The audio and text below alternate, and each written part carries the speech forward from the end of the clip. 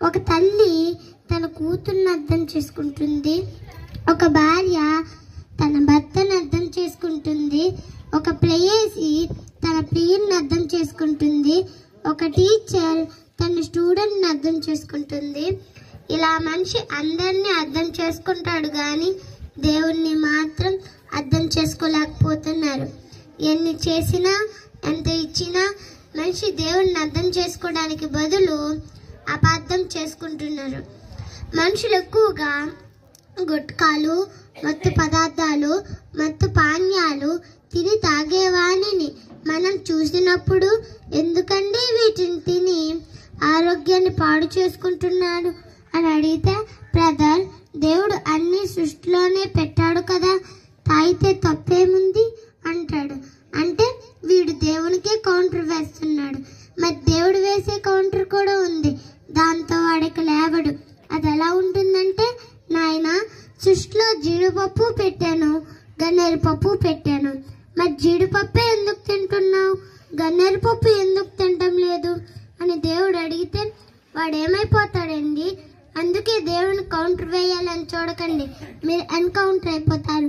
దేవునికి సెటిల్ వేయకండి, దేవుళ్ళో సెట్ అవ్వండి.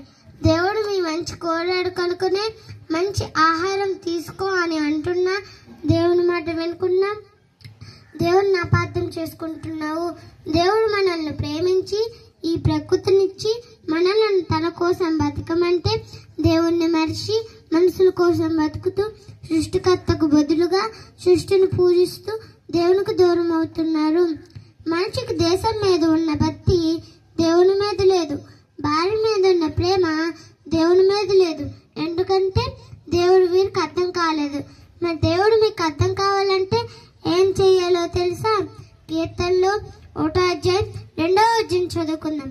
కీర్తనలో 1వ అధ్యాయం 2వ వచనం చదువుకుందాం.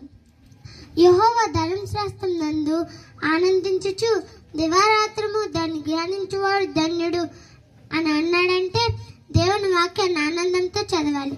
చాలా మంది బైబిల్ అర్థం చేసుకోలేకపోతున్నారు. బైబిల్ చదువుతుంటే నిద్ర వస్తుంది అంటున్నారు. ఎందుకంటే లోకంలో ఉన్న చెత్తంతా మైండ్లో పెట్టుకొని బైబిల్ చదివితే బైబిల్ అర్థం కాదు.